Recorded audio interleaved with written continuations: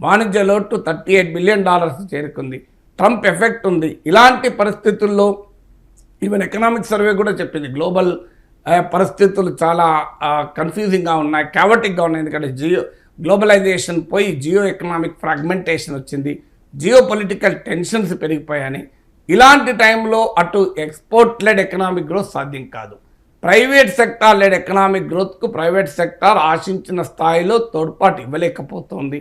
Private ఇన్వెస్ట్మెంట్లు పెరగడం లేదు. వాళ్ళ ప్రాఫిట్స్ పెరిగినా they are not ploughing back the profits into మీకు ఇన్వెస్ట్మెంట్ ఎందుకు లేదు అని వాళ్ళని అడిగితే ప్రైవేట్ కన్జంప్షన్ సరిగా లేదు, కొనేవాళ్ళు లేనప్పుడు మేము ఏం చేయాలని వాళ్ళు అంటున్నారు. అందువల్ల ఇలాంటి సిచ్యువేషన్లో ప్రభుత్వము ఒక ఫిస్కల్ ఎక్స్పాన్షనరీ స్ట్రాటజీ అంటారు, అంటే ద్రవ్యపరమైన విస్తరణ వ్యూహం. అంటే బడ్జెట్ తాను ఖర్చులు పెంచి చేయాలి. ఖర్చులు పెంచాలంటే ఆదాయాలు పెంచాలి. ఆదాయాలు ఎక్కడికి వెళ్ళి వస్తాయి? మీరు మిడిల్ క్లాస్కి ట్యాక్స్ రిలీఫ్ ఇవ్వాల్సి వచ్చింది. దానికి పరిష్కారం ఏంటంటే బిగ్ కార్పొరేట్స్ పైన, సూపర్ రిచ్ పైన ట్యాక్స్ వేయగలగాలి. ఆ సాహసానికి పొలిటికల్ విల్ ఉండాలి. అది చేయలేనప్పుడు నీకు resources Rao. Super rich and మీకు బిగ్ బిజినెస్ వేయకపోతే you cannot increase the tax GDP ratio. అందువల్ల ట్యాక్స్ జీడిపి రేషియో పెరగకుండా ప్రభుత్వం దగ్గర వనరులు ఉండవు. వనరులు లేకుండా ఫిజికల్ ఎక్స్పాన్షన్ సాధ్యం కాదు. అందువల్ల మీకు నినాదాలు బాగుంటాయి, అల్టిమేట్గా హయ్యర్ ఎకనామిక్ గ్రోత్ను సాధించడానికి కావలసిన భూమిక లేదు. ఇది ప్రతి బడ్జెట్ తర్వాత బ్రహ్మాండంగా ఉందని అందరూ చెప్తారు. రియాలిటీ ఏంటి? మరి ఎందుకు గ్రోత్ పెరగడం లేదు? ఎకనామిక్ గ్రోత్ పెరగలేదు అనేది ప్రభుత్వ లెక్కలే కదా, నా లెక్కలు కావు కదా. అందువల్ల ఎకనామిక్ గ్రోత్ పెరగగలిగే ఒక స్ట్రాటజీ అనేది ఈ బడ్జెట్లో మనకు కనిపించలేదు. సార్, ఈ బడ్జెట్ మీద ప్రతిపక్షాల ఆరోపణల గురించి ఒకసారి మాట్లాడదాం సార్. ఢిల్లీ ఎన్నికలు మరో 5 రోజుల్లో జరగబోతూ ఉన్నాయి అండ్ నవంబర్లో బీహార్ ఎన్నికలు జరగబోతూ ఉన్నాయి. నిర్మలా పద్దులో బీహార్కి సంబంధించి కీలకమైన హామీలు కాదు, ప్రకటనలు చేశారు. బీహార్లో మఖానా బోర్డు ఏర్పాటు, బీహార్లోని మిథిలాంచల్ ప్రాంతంలో 50,000 ఎకరాలకు ప్రయోజనం చేకూర్చే వెస్టర్న్ కోసి కెనాల్కు ఆర్థిక సహాయం, బీహార్లో గ్రీన్ఫీల్డ్ ఎయిర్పోర్ట్ ఏర్పాటుకు నిర్ణయం, ఐఐటి పట్నాను కూడా విస్తరిస్తామని హామీ, బీహార్లో national institute of food technology కేంద్రం ఏర్పాటు అని చెప్పేసి.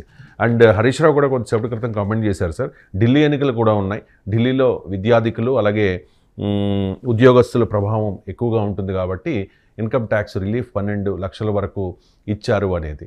అంటే ఎన్నికల దృష్ట్యా రాజకీయ ప్రయోజనాల కోసం యూనియన్ బడ్జెట్ను మోదీ గవర్నమెంట్ ప్రకటించింది అనేది ఆరోపణ. ఏ ప్రభుత్వమైనా రాజకీయ ప్రయోజనాలు ఆశించకుండా చేయదు. చేయడం నేరం కాదు. వాణిజ్య ఏ ప్రయోజనాలు ఆశించేయాలి? మరి ఆధ్యాత్మిక ప్రయోజనాలు ఆశించేయాలన్నా? కామన్ సెన్స్ క్వశ్చన్ అండి. ఏ పార్టీ అయినా డెమోక్రసీలో రాజకీయ ప్రయోజనాలు ఆశించే చేస్తుంది. అది దాన్ని మనం ప్రశ్నించకూడదు. యూనియన్ బడ్జెట్ కదా సార్, అన్ని రాష్ట్రాలకు సమానంగా అన్ని రాష్ట్రాలు సమానంగా ఎక్కడ ఏ బడ్జెట్లో ఎక్కడ ఉండవు, ప్రపంచంలో ఎక్కడ ఉండవు. ప్రపంచంలో మీకు అమెరికా బడ్జెట్ తీసుకోవాలి, అన్ని రాష్ట్రాలు సమానంగా ఉంటాయా? మీరు ఎక్కడ ఉండవు. అన్ని రాష్ట్రాలు సమానంగా ఎట్టుంటాయి? అన్ని రాష్ట్రాలు సమానంగా ఎకనామిక్ గ్రోత్లు లేవు కదా.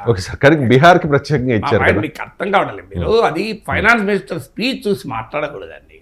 ఫైనాన్స్ మినిస్టర్ స్పీచ్లో అన్నీ ఉండవు. ఇప్పుడు అట్లాంటి ఇక్కడ తెలంగాణ ఆంధ్రాలో ఉపాధి హామీ పథకం నిధులు ఉండవా? అది చెప్పండి. తెలంగాణ ఆంధ్రప్రదేశ్లో పిఎం కిసాన్ నిధులు ఉండవా? జీరోనా? తెలంగాణ ఆంధ్రాలో పిఎం పోషణ్ నిధులు ఉండవా? తెలంగాణ ఆంధ్రాలో మీకు జాతీయ రహదారులకు ఉండవా? లేవని ఎట్లంటారండి నిధులు?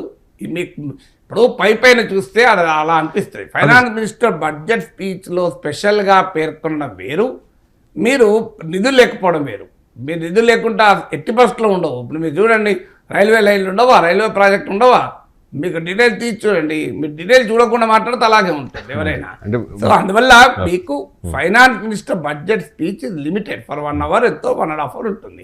అందులో ప్రతి రాష్ట్రానికి ఏమి ఇచ్చారో చెప్తారండి ఎక్కడన్నా? సాధ్యం. ప్రత్యేకంగా పొలిటికల్ ఇంట్రెస్ట్ ఇప్పుడు బీహార్లో ఎన్నికలు ఉన్నాయి కనుక సహజంగానే బీహార్ను ఎంఫసైజ్ చేసి చెప్తారు అని చెప్పి మిగతా రాష్ట్రాలకు ఏమీ రాదని కాదు. ఏమీ రాదకుండా ఉండే ప్రసక్తే లేదు. మీకు ఏ రాష్ట్రానికి ఏమీ రాకుండా ఎందుకుంటుంది?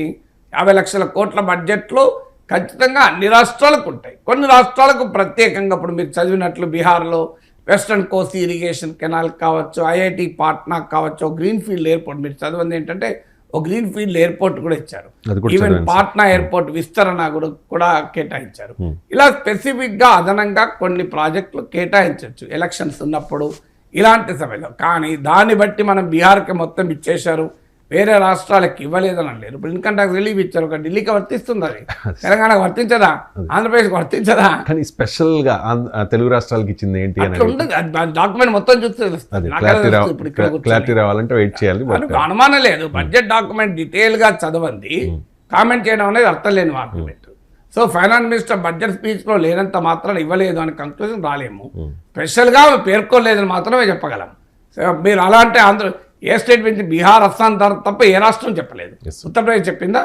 మీరు మధ్యప్రదేశ్ చెప్పిందా? కర్ణాటక చెప్పింది. ఈవెన్ ఢిల్లీ చెప్పలేదు కదా.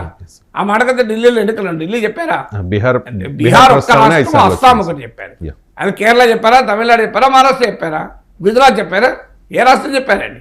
అన్ని రాష్ట్రాలు చెప్పరు. అది తెలియక మాట్లాడరు. రాజకీయ నాయకులు మాట్లాడుతుంటారు, ఎందుకంటే వాళ్ళకి తెలిసి కూడా మాట్లాడతారు. కానీ మనం తెలిసిన వాళ్ళు అలా మాట్లాడకూడదు.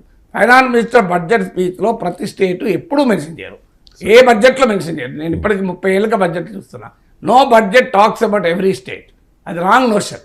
రాజకీయ నాయకులు మాట్లాడతారు, వాళ్ళకి తెలియక కాదు. హరీష్ రావుకి తెలియదా ఈ విషయం? తెలియదా? హరీష్ రావు బడ్జెట్ ప్రవేశపెట్టలేదు, అన్ని జిల్లాల పేర్లు చదివిండా? ఆదిలాబాద్కి ఇంత ఇచ్చిన, ఆసిఫాబాద్కి ఇంత ఇచ్చిన, ములుగుకి ఇంత ఇచ్చిన, కరీంనగర్కి ఇంత ఇచ్చిన, పెద్దపల్లికి ఇంత ఇచ్చిన చెప్పిండా? చెప్పలే కదా.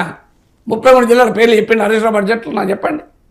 అందువల్ల వాళ్ళ రాజకీయ నాయకులు వాళ్ళ పాయింట్ ఆఫ్ వ్యూను, వాళ్ళ నరేటివ్ను చెప్పడానికి చెప్తారండి. మన జర్నలిస్టులుగా మనం మాట్లాడేటప్పుడు అలా వ్యాఖ్యానించడం కరెక్ట్ కాదు.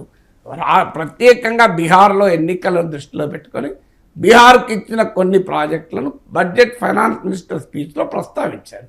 అలా కొన్ని స్పెషల్ ప్రాజెక్ట్స్ ఎలకేట్ చేయొచ్చు, కానీ నేను బీహార్కి ఇవ్వలేదని అంటలేను. బీహార్ ఖచ్చితంగా ఇచ్చారు, కానీ తెలంగాణ, ఆంధ్రాకి ఏమీ ఇవ్వలేదంటే కరెక్ట్ కాదు.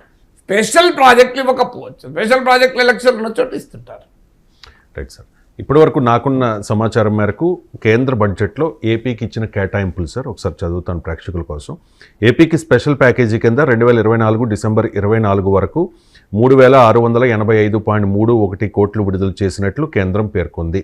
అలాగే బడ్జెట్లో పలు కేటాయింపులు చేసింది. పోలవరం ప్రాజెక్టుకు 5936 కోట్లు, ప్రాజెక్టు నిర్మాణానికి బ్యాలెన్స్ గ్రాంటు 12157 కోట్లు, విశాఖ స్టీల్ ప్లాంట్కు 3295 కోట్లు, విశాఖ పోర్టుకు 730 కోట్లు, ఆరోగ్య వ్యవస్థల బలోపేతానికి 162 కోట్లు, జీరో బడ్జెట్ న్యాచురల్ ఫార్మింగ్కు 186. అన్ని రాష్ట్రాలకు ఉంటాయండి, అది అర్థం లేని ఆర్గ్యుమెంట్.